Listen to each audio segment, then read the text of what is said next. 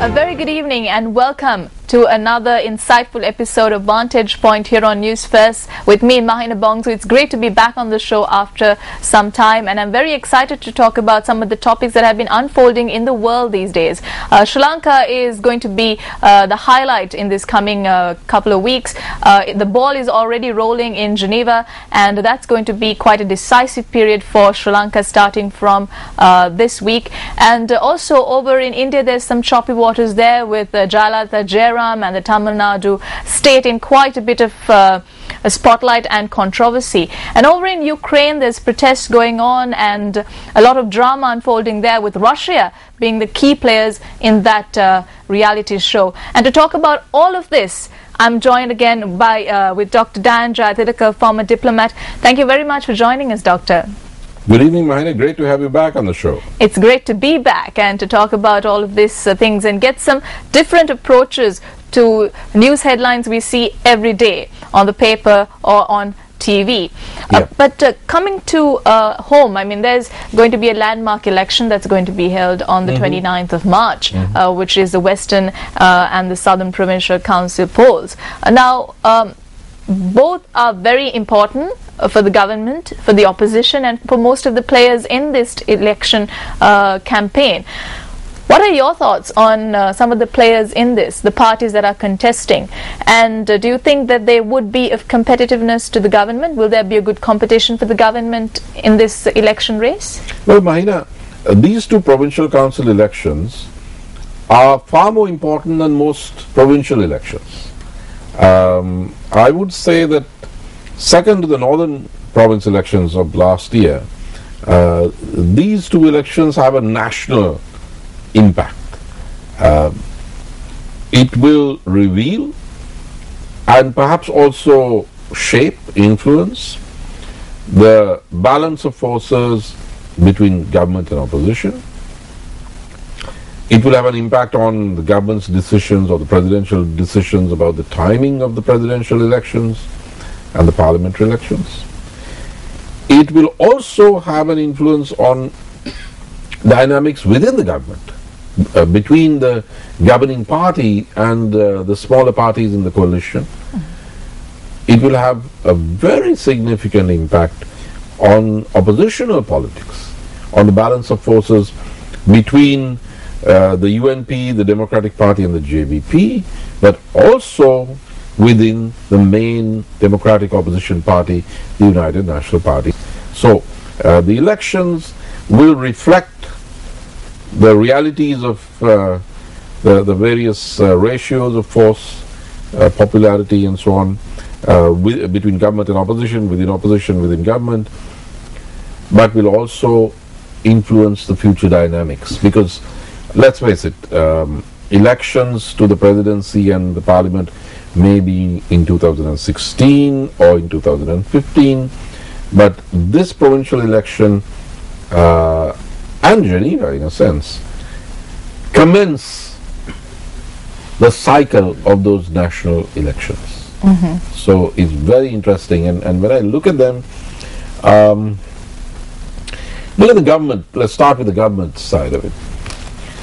The new face is, of course, Hirunika Premachandra. I mean, this is obvious.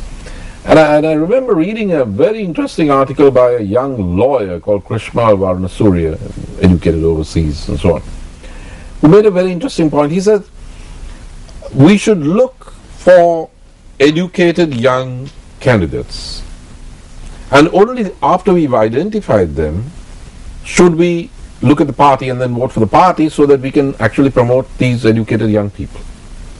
And I thought that's a smart point, because you need educated youngsters in politics. They are the only ones with the ideas, with the drive, with the knowledge, and these are who can clean up the place. And we need them anyway in national politics through the provincial councils. Eventually they'll get into parliament. So when you look at it that way, in the governmental space you have Hirunika, who's educated and young, but if you take the oppositional space, clearly you have the JVP, because the JVP guys have done something that is exemplary. They've made a generational shift in their leadership. With Anur Kumar Dissanayake. So let's see how the voters respond to that, whether they reward it or whether it hasn't made much of a change. If you take the JVP candidates, I think you have a fairly high proportion of people with a university education. There's even someone with a PhD, Dr. Nalinda Jayatilleka. I don't know whether he's a PhD or medical doctor. I think he's a PhD. So this is a good thing. They've got the profile of well-spoken, argumentative people who are on the ball. I wish they had more educated young women, but still their profile is an interesting one. It's a positive one. And I don't see any downside really in people voting for them, because the more JVP MPs there are in the two provincial councils, the stronger will be the opposition that will put the spotlight on what the government is doing and not doing. So let's watch how that goes. Coming back to the government, there is a strange situation in which Hirunika Premachandra launched a campaign with the public and high-profile support of the General Secretary of the Sri Lanka Freedom Party, who's also Kama, Maithripala Sirisena. Yeah. But the candidates who have been named, who's been named the head of the UPFA Colombo district list is not Hirunika Premachandra. It's not even from the Sri Lanka Freedom Party. So there is some kind of dissonance, some question marks that have arisen as to whether the SLFP is at a disadvantage because there's been some official patronage for non-Sri Lanka Freedom Party, smaller parties in the governing coalition.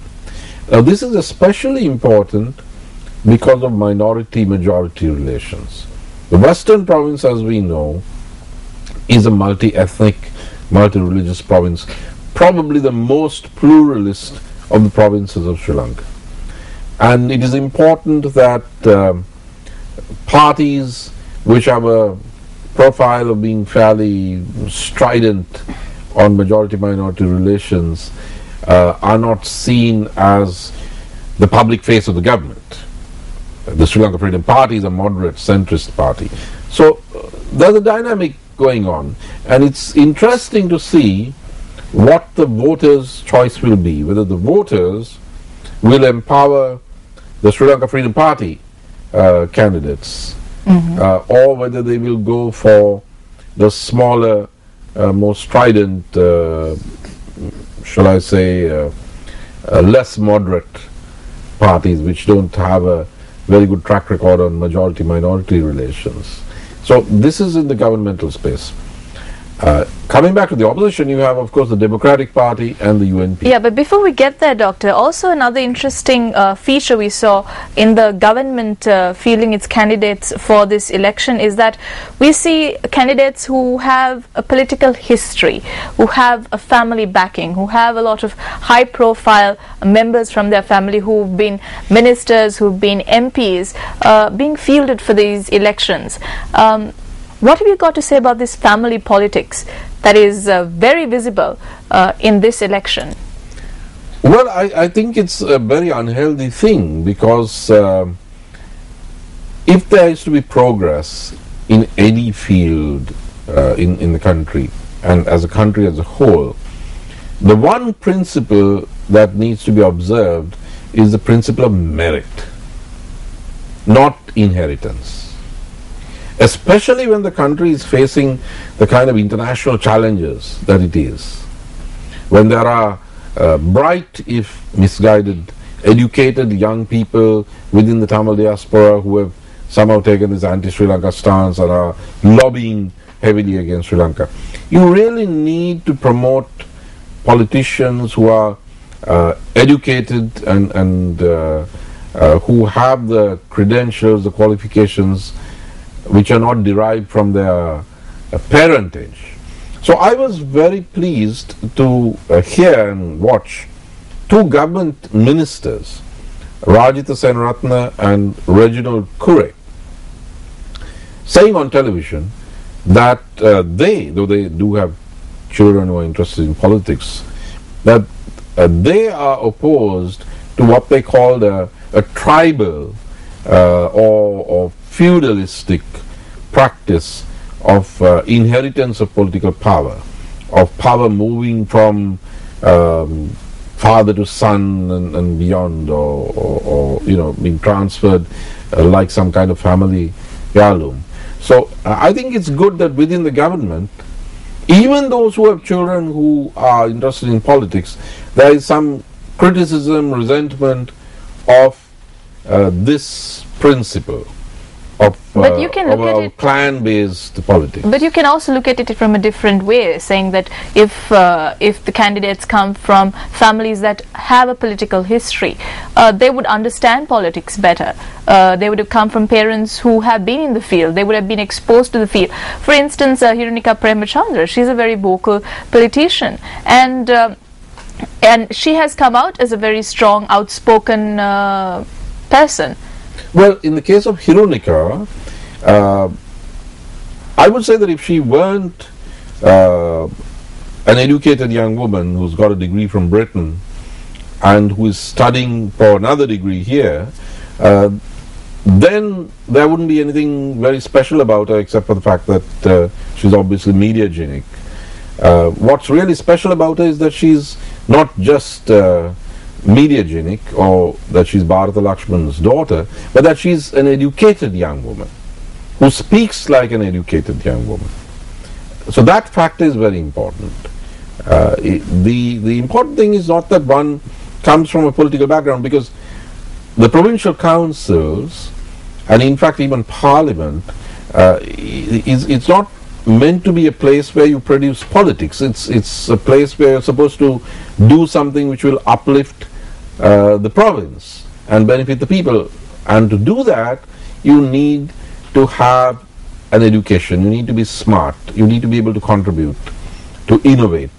So I would say education should be the criterion. It's fine if somebody comes from a political family but has authentic academic and professional credentials. So that's a good thing. Now if you take, for instance, the famous example of the Kennedys. The Kennedys were one of the most educated families that we've seen in modern democratic politics. So there's some sense to have had Bobby Kennedy as the Attorney General. So I would say education is very crucial in this decision. But otherwise, if it's only the fact that your mum or your dad happens to have been a power wielder, or your grandfather or whatever, and this is just interfamilial or intrafamilial succession, well then that's very unhealthy. And a country in which that becomes the principle cannot face the intense international competition and pressure and threats that we are under today. And that's a good point. You have to put the best team. Yes, because the geological boundaries have clearly shifted. Yeah. I mean, we have never seen so many international exposure for Sri Lanka. Absolutely. We have never seen countries